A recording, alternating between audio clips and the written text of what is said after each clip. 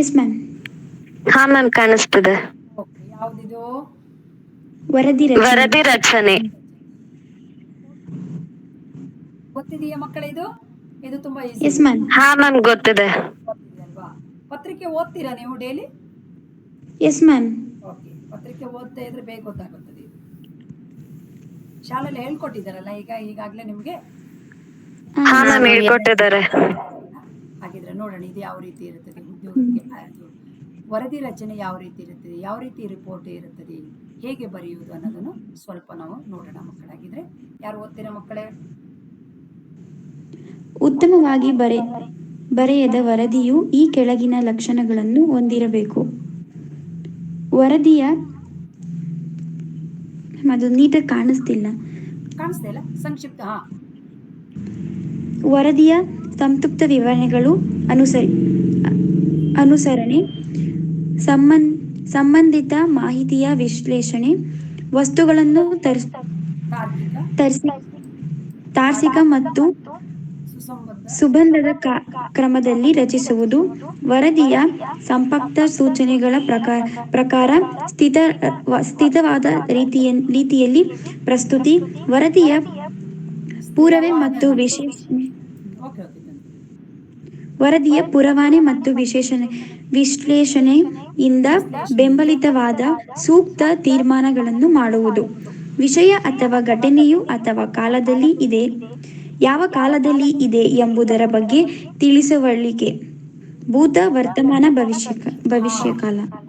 ಈ ವರದಿಯನ್ನು ರಚನೆ ಮಾಡುವಾಗ ಅದು ಯಾವ ಕಾಲದಲ್ಲಿದೆ ಆ ಘಟನೆ ನೋಡ್ಕೊಳ್ಬೇಕು. ವಿಷಯ ಅಥವಾ ಘಟನೆಯು ಯಾವ ಕಾಲದಲ್ಲಿ ಇದೆ ಎಂಬುದರ ಬಗ್ಗೆ ತಿಳುವಳಿಕೆ. ಇದು ಭೂತಕಾಲದಲ್ಲಿ ನಡೆದು ಹೋಗಿದೆಯೋ ಅಥವಾ ವರ್ತಮಾನ ಕಾಲದಲ್ಲಿದೆಯೋ ಭವಿಷ್ಯತ್ತಿನಲ್ಲಿದೆಯೋ ಅನ್ನೋದನ್ನು ಕೂಡ ನಾವು ನೋಡ್ಬೇಕಾಗುತ್ತದೆ ವರದಿ ರಚನೆ ಮಾಡುವಾಗ. ಸಾಮಾನ್ಯವಾಗಿ ಅಲ್ವಾ, ಈಗ ವಿಷಯ ಬರೆಯುವಾಗ ಭೂತಕಾಲದಲ್ಲಿ ಇದ್ದಿದ್ದನ್ನು ನಾವೀಗ ವರ್ತಮಾನ ಕಾಲಕ್ಕೆ ಬರೀಲಿಕ್ಕೆ ಬರಲ್ಲ. ಅದು ಭೂತಕಾಲದಲ್ಲಿದೆಯೇ ಯಾವ ಕಾಲದಲ್ಲಿದೆ ಅಂತ ನಾವು ಅದನ್ನ ನೋಡ್ಕೊಳ್ಬೇಕಾಗುತ್ತದೆ. ನೋಡ್ಕೊಂಡು ಆ ವಿಷಯ ನೋಡ್ಕೊಂಡೇ ನಾವು ಅದನ್ನು ಮಾಡಬೇಕಾಗುತ್ತದೆ.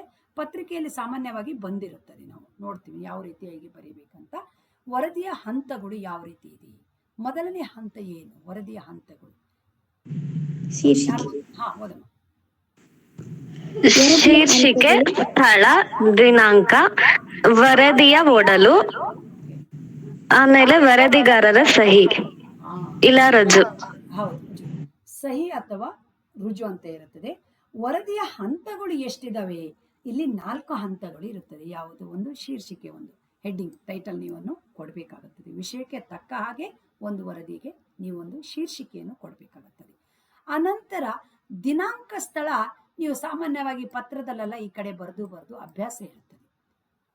ಈ ಕಡೆ ಬರೆಯುವುದು ಬೇಡ. ಈಗ ನಾವು ಈ ಕಡೆ ಎಡಭಾಗಕ್ಕೆ ಬರೆಯೋದಕ್ಕೆ ಪ್ರಯತ್ನ ಮಾಡೋಣ. ವರದಿಯಲ್ಲಿ ಸಾಮಾನ್ಯವಾಗಿ ದಿನಾಂಕ, ಸ್ಥಳವನ್ನು ಎಡಭಾಗದಲ್ಲಿ ಬರೀಲಿಕ್ಕೆ ಪ್ರಯತ್ನ ಮಾಡೋಣ. ಯಾಕಂದ್ರೆ ನಾವು ಎಲ್ಲ ಪತ್ರದಲ್ಲಿ ಸಾಮಾನ್ಯವಾಗಿ ಬಲಭಾಗದಲ್ಲಿ ಬರೆದು ಅಭ್ಯಾಸವಾಗಿರುತ್ತದೆ. ಎಷ್ಟೋ ಮಕ್ಕಳುಗಳು ಬಲಭಾಗದಲ್ಲಿ ಬರೆದು ಬಿಡ್ತಾರೆ. ಅದನ್ನ ಬೇಡ. ನಮಗೆ ಗೊತ್ತಿಲ್ಲದೆ ಬರೆಯುವುದು ಒಂದು ರೀತಿ, ಗೊತ್ತಿದ್ದು ಬರೆಯುವುದಾದ್ರೆ ಬೇಡ. ಸ್ಥಳ ಮತ್ತು ದಿನಾಂಕವನ್ನು ನಾವು ನಮ್ಮ ಎಡಭಾಗದಲ್ಲೇ ಬರೆಯೋಣ.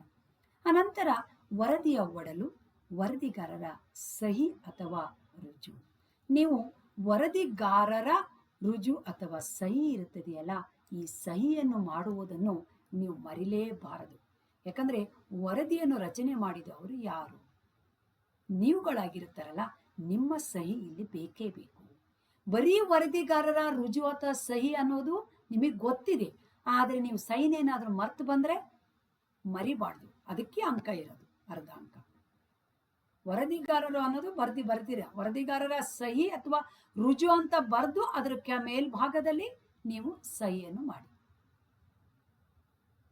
ಕೆಳಭಾಗದಲ್ಲಿ ಸಾಮಾನ್ಯವಾಗಿ ಮಾಡ್ತಾರೆ, ಕೆಳಭಾಗದಲ್ಲಿ ಮಾಡ್ಲಿಕ್ಕೆ ಹೋಗಬೇಡಿ, ಮೇಲ್ಗಡೆ ಮಾಡಿ ಸಾಮಾನ್ಯವಾಗಿ. ಹೀಗೆ ಈ ಪತ್ರದಲ್ಲಿ ಈ ಹಂತಗಳು ಎಷ್ಟು ಅಂದ್ರೆ 1, 2, 3, 4 ಹಂತಗಳು ಬರುತ್ತದೆ. ಯಾವ ರೀತಿ ಇರುತ್ತದೆ ಅನ್ನೋದನ್ನು ನೋಡ್ತಾ ಹೋಗೋಣ. ನಿಮಗೆ ಓದಿಯಮ್ಮ.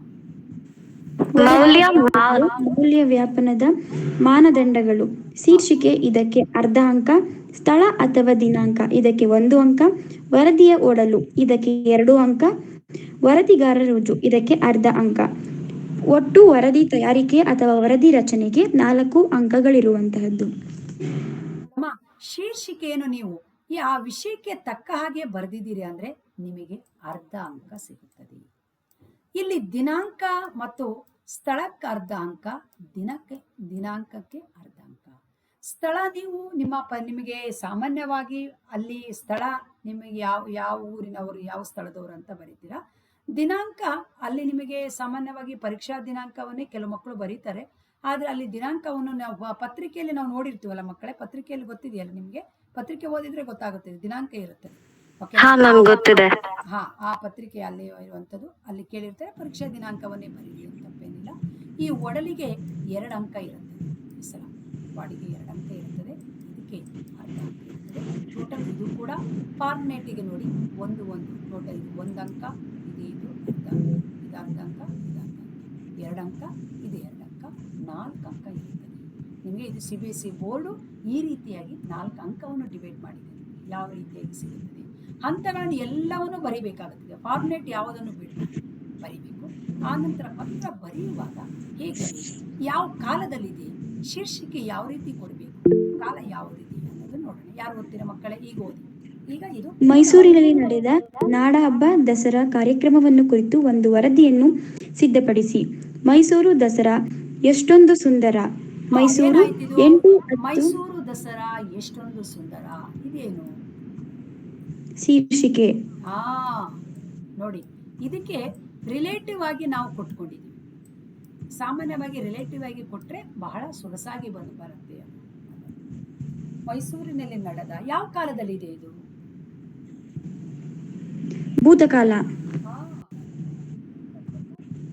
ಮೈಸೂರಿನಲ್ಲಿ ನಡೆದು ಹೋಗಿದೆ. ಅದು ನಡೆಯುತ್ತಿರುವ, ನಡೆಯುವ ಕಾಲ ನಮಗಿದನ್ನೇ ತಿಳಿಸುತ್ತದೆ.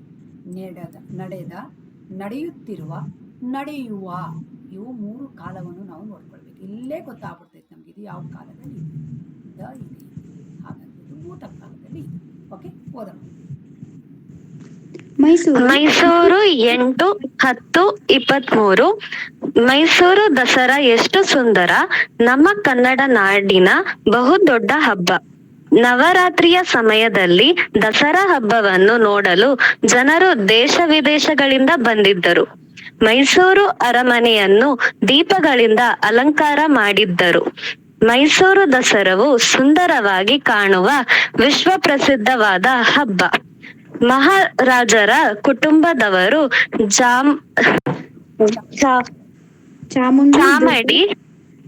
ಚಾಮುಂಡಿ, ದುರ್ಗೆ, ಲಕ್ಷ್ಮಿ ಆಯುಧ ಪೂಜೆ ಮಾಡುವುದನ್ನು ಪ್ರತಿ ವರ್ಷ ಇಲ್ಲಿ ನೋಡಬಹುದು. ಗೊಂಬೆಗಳ ಅಲಂಕಾರ, ಪ್ರತಿದಿನ ನಡೆಯುವ ಸಾಂಸ್ಕೃತಿಕ ಕಾರ್ಯಕ್ರಮಗಳು ಏರ್ಪಡಿಸಲಾಗಿತ್ತು. ಮೈಸೂರು ದಸರಾ ಸಂದರ್ಭದಲ್ಲಿ ಜಂಬೂ ಸವಾರಿ ವಿಶೇಷವಾಗಿತ್ತು. ಆ ದಿನ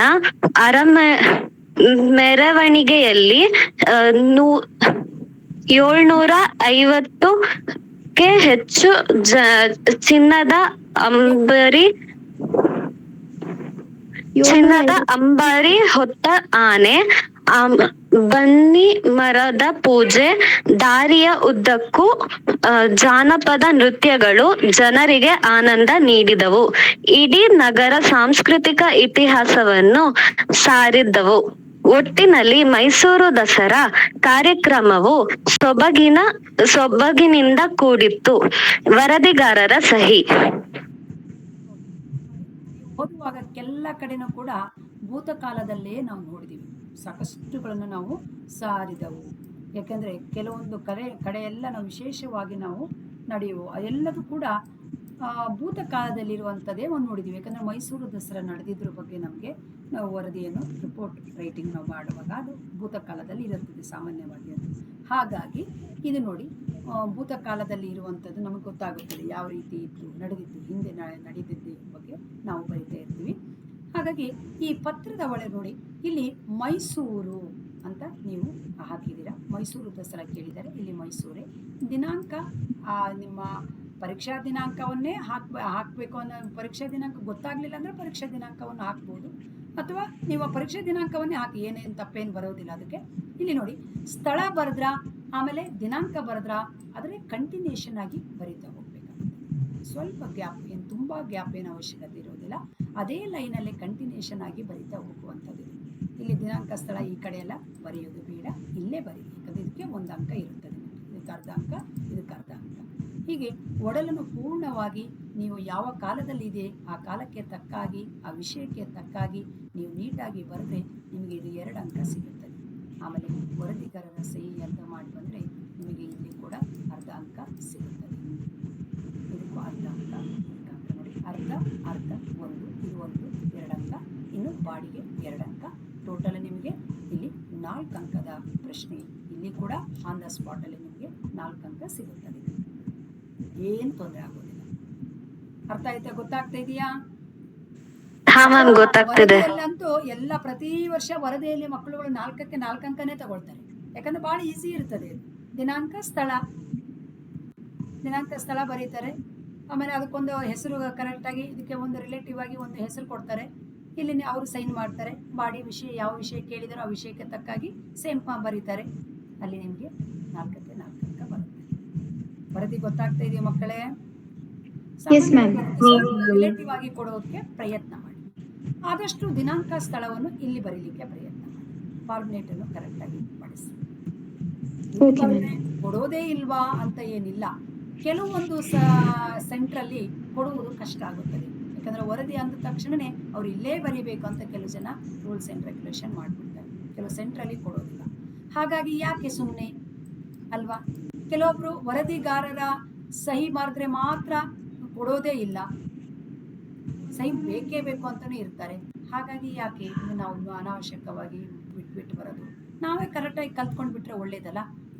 ಹಾಗಾಗಿ ಮಾಡಬೇಕಂದ್ರೆ ಇಲ್ಲಿ ನೀವೇ ಬರೀ, ದಿನಾಂಕ ಸ್ಥಳವನ್ನು ಈ ಕಡೆನೇ ಬರೀರಿ, ನಿಮ್ಮ ವರದಿಯ ಸೈನನ್ನು ಮಾಡಿ, ಆಮೇಲೆ ಅದಕ್ಕೆ ಒಂದು ರಿಲೇಟಿವ್ ಆಗಿ ಒಂದು ಕೊಡಿ. ಒಂದೇಳೆ ನಿಮಗೆ ವರದಿಗೆ ಗೊತ್ತೇ ಆಗಲಿಲ್ಲ ನನಗೆ, ನಮ್ಗೆ ಆ ವಿಷಯಕ್ಕೆ ತಕ್ಕಾಗಿ ನಮಗೆ ರಿಲೇಟಿವ್ ಮಾಡಲಿಕ್ಕೆ ಬರಲಿಲ್ಲ, ಆಗ ನೀವು ಆ ಪ್ರಶ್ನೆಯಲ್ಲಿರುವಂಥ